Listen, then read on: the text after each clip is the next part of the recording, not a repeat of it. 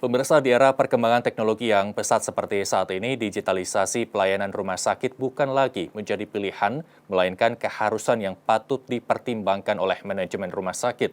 Dengan begitu, rumah sakit dapat memberikan pelayanan kepada pasien dengan optimal dan juga sesuai dengan kebutuhan zaman yang cepat berubah.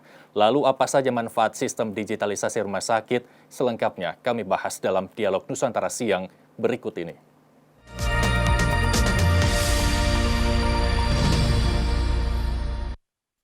Dan untuk memperbincangkan hal tersebut, kami sudah terhubung melalui sambungan Zoom oleh Direktur RSUD Cilacap, Dr. Muhammad Ikhlas Rianto. Selamat siang, Dr. Ikhlas. Selamat siang. Ya, apa kabar, Dok? Alhamdulillah, sehat-sehat. Baik, terima kasih telah bergabung bersama Semangat. kami di Nusantara TV. Dok, apa yang mendasari peluncuran sistem digitalisasi RSUD Cilacap? Boleh dijelaskan secara perinci, Dok? Oh ya, terima kasih.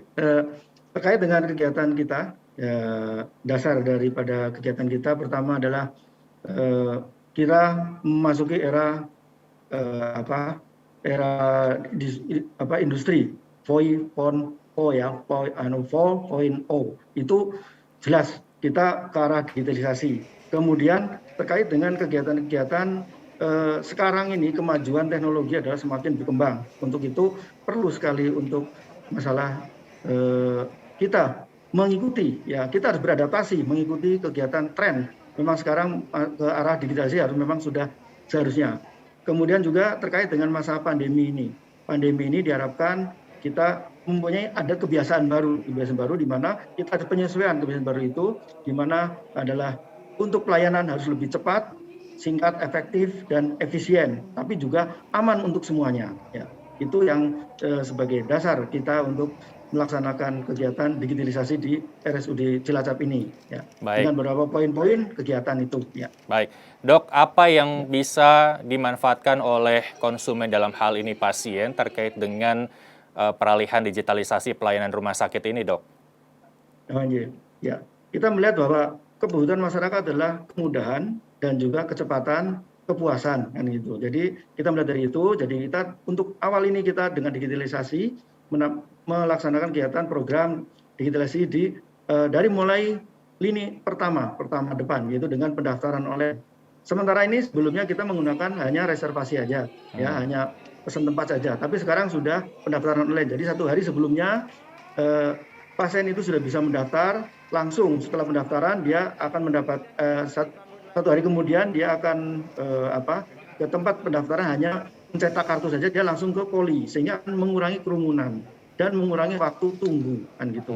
Itu untuk yang pendaftaran. Jadi, kemudian untuk rekam medik dan juga resep, jadi setelah pasien diadakan pemeriksaan sudah tidak menggunakan lembar-lembar kertas lagi, itu sehingga mengurangi konsumsi kertas juga, dan juga pasien bisa langsung setelah diadakan pemeriksaan dia langsung ke ruang farmasi, dia hanya tinggal duduk manis saja, karena nanti resep sudah dilayani oleh pasien. Dan untuk pembayaran juga kita langsung online, jadi bisa menggunakan aplikasi-aplikasi yang saat ini ada. Kita di sini kan sementara ini masih ada baru dari Bank Jateng dan dari BNI, nanti kemudian dari BRI juga, ya nanti dia akan memberikan yang sifatnya pembayaran online itu bisa dilaksanakan di RSUD ini kan gitu. Baik. Itu mungkin, Pak. Ya. Baik.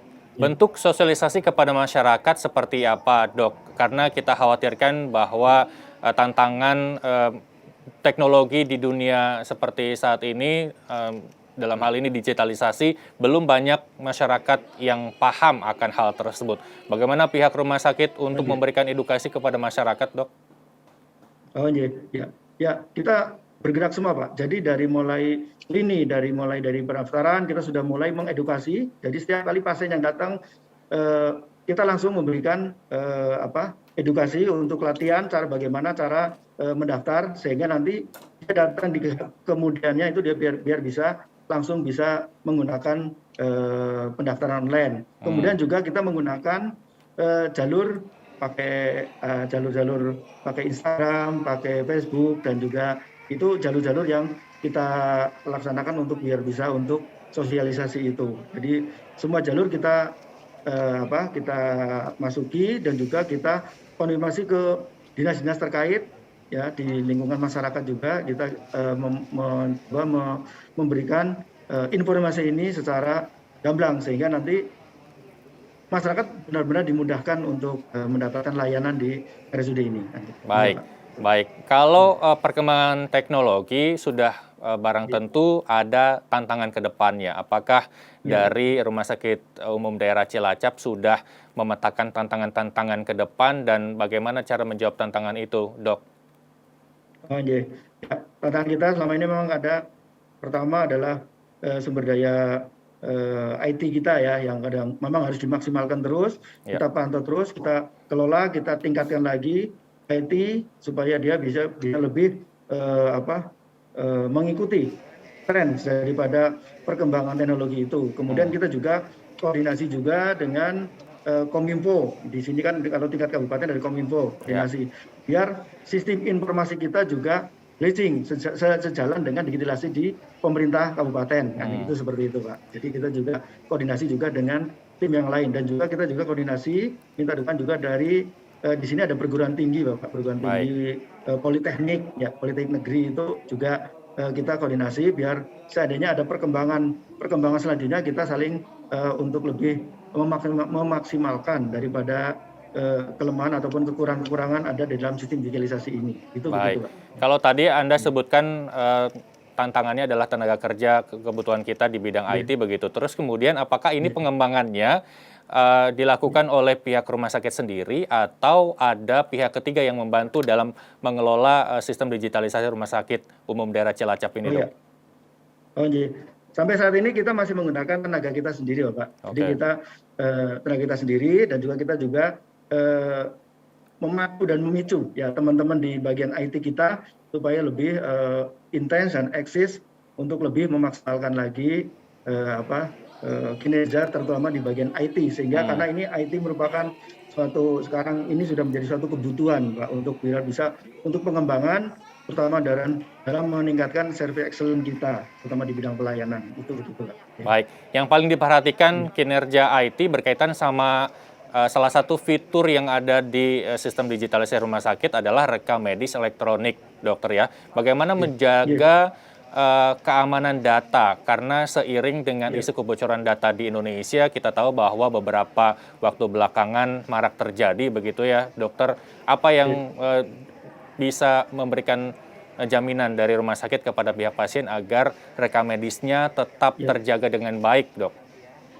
Oh iya, iya. Jadi ini karena kita sistemnya kalau kita kan dalam bentuk link internal, Pak. Jadi internal itu memang kita tetap menjaga beberapa hal-hal yang mungkin bisa kita linkkan antara dari mulai pendaftaran sampai di rekam medik di farmasi. Nah, itu link itu memang tidak bisa keluar, terutama di bagian-bagian yang memang itu merupakan privasi dari data-data yang harus privasi itu seperti itu. Jadi kita juga tidak men-sharekan tapi tetap ada penguncian untuk kaitannya dengan data-data itu, Pak. Itu seperti itu. Baik. Lalu bagaimana dengan kalau tadi dokter pernah menyinggung di awal terkait dengan kebutuhan informasi, edukasi kepada masyarakat. Terus apakah itu semua transparan terkait dengan ketersediaan dokter jaga ataupun ruang perawatan dan apakah sudah terakomodir di sistem digitalisasi yang akan bisa diakses oleh masyarakat ini, Dok? Oh iya, kita memang lagi terus melakukan informasi-informasi kaitannya dengan kebutuhan masyarakat itu ya, termasuk kalau di from depan itu kita sudah ada informasi tentang terkait dengan jumlah tempat tidur, dokter yang jaga, dokter yang standby ada atau enggak, ini dokter siapa yang hari ini bertugas itu ada. Dan juga itu info-info itu juga nanti akan kita langsung masukkan juga ke web kita ya, di web kita juga nanti biar mereka juga tahu oh ya hari ini ketersediaan juga tempat tidur ya, terutama di ruangan tempat tidur itu ketersediaan berapa kan gitu. Nah, ini posisi IGD kondisinya juga dalam keadaan penuh atau tidak kan gitu. Nah, itu kita akan pengembangan terus seperti itu, Pak. Jadi nanti info-info ini akan terus kita update-kan terus kepada masyarakat kan gitu. Itu seperti Baik. itu, Pak. Baik, Jadi menurut saya ya kita tahu ini lebih kepada proses pengembangan ke depannya begitu ya. Kalau tadi Anda sudah iya, menyebutkan integrasi antara rumah sakit dengan pihak perbankan untuk fitur pembayaran online begitu ya, Dok iya, ya. Terus iya. kemudian integrasi lain yang mungkin ada di harapan masyarakat terkait dengan pelayanan jaminan kesehatan nasionalnya, terus kemudian proses rujukan. Kita tahu bahwa setiap rumah sakit ada proses pelayanan seperti itu. Apakah nantinya juga akan dikembangkan seperti itu untuk demi lebih memudahkan lagi pelayanan kepada pasien, Dok? Oke. Untuk integrasi dengan perbankan kita sudah, kemarin juga kita Ya, sudah bersama dari 3 bank, ya. Jadi dia juga siap untuk sifatnya untuk dia menyiapkan juga untuk pembayaran-pembayaran online ya, itu seperti itu. betul. Kemudian untuk terkait dengan BPJS juga kita sudah koordinasi Oke. langsung terus. Jadi semua pasien yang terdaftar, pasien yang akan periksa ke sini itu sudah langsung terlink juga dengan BPJS Hmm, untuk melihat bagaimana dia memang sebagai peserta yang aktif atau tidak. Jadi kita sudah mendapatkan info itu seperti itu, Pak. hmm. Jadi itu sudah link, sudah berjalan dan kaitannya dengan rujukan itu juga sama, Bapak. Jadi semua pasien ataupun rumah sakit kita kan rumah sakit tipe B, itu Oke. rumah sakit tipe B dan rumah Y. Sedangkan kita mendapatkan rujukan juga dalam rumah sakit tipe C dan juga dari puskesmas. Nah, itu Hmm, sebelum merujuk itu biasanya dia sudah melaporkan untuk sistem rujukannya itu seperti itu. Nah, ya. ini diterima atau tidak dan ini tidak. Nah, kalau clear nanti dia langsung dikirim ke IGD itu seperti itu. Itu kita sudah link dengan BPJS juga terkait dengan kepesertaan, terkait dengan kondisi ini memungkinkan memang harus dirujuk atau tidak. Dan Hmm. itu seperti itu, Pak. Jadi sudah ada verifikasinya, Pak, verifikasinya itu seperti itu. Oke. Baik. Nah, selanjutnya ini, Dok, Iya. karena ini kita Iya. mengikuti perkembangan teknologi begitu ya di zaman 4.0 ini, terus kemudian digitalisasi Iya. rumah sakit memang sudah seharusnya berjalan 100% begitu. Lalu kalau saya boleh curhat begini ya, Dok ya, ketika Iya. rumah sakit punya hotline, layanan servis untuk calon pasien, kadangkali tidak terakomodir informasi yang tepat dan benar, baik dengan informasi dokternya dan lain sebagainya. Nah, yang kita pengen apakah di RSUD Cilacap ini selain menerapkan digitalisasi, hotline itu juga masih berjalan dengan optimal dan efisien begitu, Dok?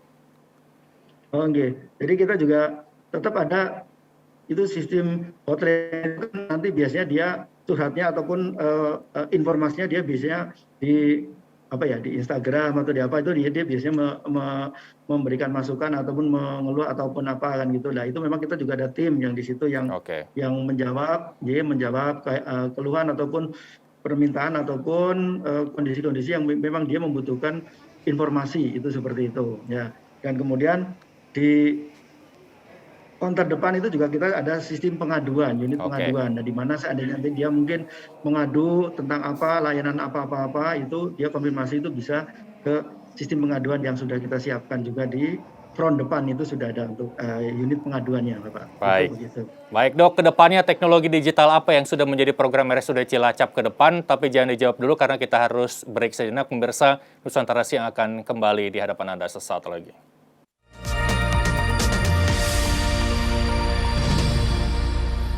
Anda kembali bersama kami masih memperbincangkan terkait dengan sistem digitalisasi rumah sakit guna meningkatkan pelayanan. Masih terhubung bersama kami melalui sambungan Zoom Direktur RSUD Cilacap, Dr. Ikhlas Rianto. Masih bersama kami, Dokter. Ya, Ya, siap. Dok, Masih. bagaimana dengan langkah pelindungan konsumen ketika kita menghadapi mudah-mudahan tidak terjadi di RSUD Cilacap dugaan Ya. malpraktik begitu ya. Secara objektif, bagaimana mungkin yang bisa ditawarkan RSUD Cilacap untuk menangani kasus tersebut jika in case suatu saat terjadi, Dok? Oh ya, ya, terima kasih. Kaitannya dengan seandainya mungkin ada kasus-kasus yang diduga malpraktek itu, kita biasanya sudah ada timnya. Oke. Tim ini terdiri dari beberapa disiplin ilmu dan itu tim itu nanti akan bergerak mengkelirkan dari dan juga akan berkoordinasi dengan untuk internal merujuk dari kegiatan itu ataukah benar itu malpraktek atau tidak itu biasanya begitu. Kemudian kita juga koordinasi dengan ID. Oke.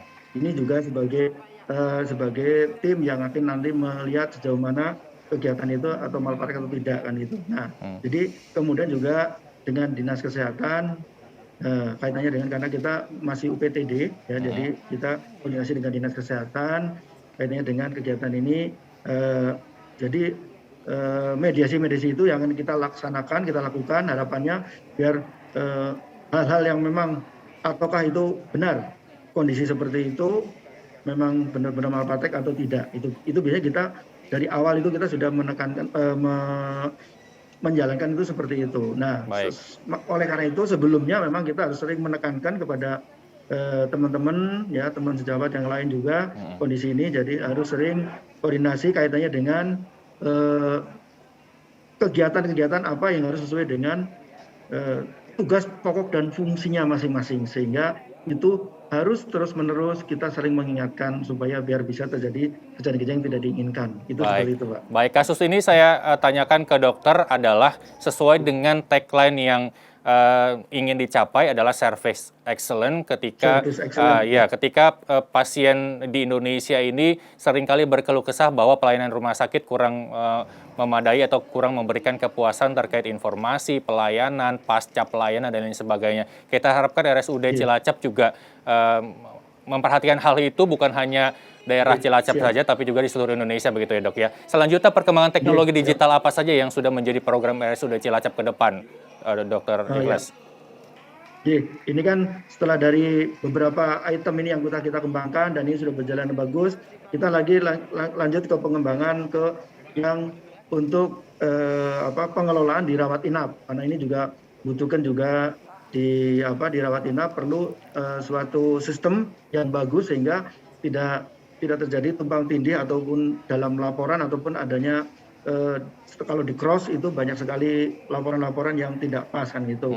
Ini harapannya Baik. selama ini sih ya sudah bagus. Jadi ini untuk mempercepat saja. Ya. Ini untuk mempercepat saja sehingga bisa lebih cepat dan efisien, dan pelaporan waktu di awal bulan berikutnya itu sudah bisa tertata dengan baik. Dan juga di sistem pengadaan barang jasa ini juga nanti akan kita kembangkan barang jasa. Jadi nanti rekanan-rekanan yang mungkin berkontribusi ataupun koordinasi dengan kebutuhan rumah sakit itu biar bisa melihat dengan sistem ini. Ini memang sudah kita buat, kita rancang untuk pengembangan karena itu. Jadi nanti tinggal rekanan tidak usah datang ke sini, tapi juga melihat dari di tagline-nya itu ada berapa kebutuhan yang memang harus disediakan untuk rumah sakit. Dan juga nanti ada sistem lagi telemedicine. Telemedicine ini terutama untuk layanan-layanan pasien-pasien yang kronis. Biasanya kadang ada yang sudah sepuh, yang sudah tua, kronis, sulit sekali harus tiap bulan ke sini. Nanti kita kembangkan untuk telemedicine. Ya mungkin ada beberapa rumah sakit juga sudah mulai mengembangkan ini telemedicine. Jadi konsultasi lewat Zoom seperti ini, kalau nggak lewat telepon ya. Itu seperti itu, Pak. Baik. Begitu. Dok, berkaitan dengan rawat inap, boleh kita konfirmasi terkait COVID-19 di wilayah Cilacap, Dok ya, melalui RSUD. Nah, kalau kita lihat bed occupancy rate di RSUD Cilacap sendiri hingga saat ini, bagaimana perkembangannya, Dok? Oke. Alhamdulillah, sekarang karena kondisi pandemi sudah mereda, sudah landai sekali gitu. Jadi alhamdulillah kita dari mulai awal tahun ini bed itu 180 tempat tidur yang khusus untuk isolasi COVID. Itu sekitar bulan Juni Juli itu bisa hampir 90% lebih itu terisi semua, malah kadang kita menolak karena memang terlalu penuh. Tapi alhamdulillah sekarang sudah 1 bulan ini lebih, 2 bulan terakhir ini kondisi seminggu ini aja sudah tinggal kita penyediaan tempat tidur hanya 32 tempat tidur khusus untuk isolasi, karena memang sudah 1 bulan ini sudah mulai kosong, tidak terisi ya. Seminggu ini sudah banyak kosong. Ini hari ini aja kosong, tidak ada pasien khusus untuk COVID gitu. Jadi yang khusus untuk COVID ini kosong, dari 32 ini kosong sekarang ini. Tidak ada yang terkonfirmasi COVID ya. Semoga saja dengan adanya herd immunity pada masyarakat itu kaitannya dengan kegiatan vaksinasi ini bisa memperkuat imunitas masyarakat sehingga bisa terus landai terus dan bisa tuntas untuk kasus COVID ini kan gitu. Itu baik. Seperti itu, Pak. Baik, terakhir secara singkat Dr. Ikhlas terkait dengan penanganan COVID-19 di RSUD Cilacap, tantangan ataupun kendala yang mungkin masih ditemui untuk menjadi referensi dari pemerintah pusat untuk memberikan peningkatan begitu secara singkat saja? Oh, iya. Ya, yang pertama kaitannya dengan karena untuk pasien COVID itu jelas untuk terapi itu harus tetap secara standar itu harus di ready kan gitu. Kemudian juga oksigen karena oksigen ini dibutuhkan sekali ya. Beberapa pekan sebelumnya oksigen itu juga terkendala kan gitu. Ya, dan juga sumber daya manusia itu yang perlu juga harus ditekankan sekali untuk sumber daya manusianya karena kita dengan adanya penambahan ruangan lain itu kadang kekurangan dari sumber daya manusia itu juga perlu tetap diperhatikan kaitannya dengan tenaga-tenaga ataupun relawan-relawan yang siap seandainya pun kondisinya meningkatkan gitu. Baik. Begitu. Baik, luar biasa. Terima kasih. Baik, terima kasih Dr. Ikhlas Rianto telah bergabung bersama kami di Nusantara Siang. Salam sehat, sampai jumpa dok. Salam sehat. Ya, siap. Ya, terima kasih.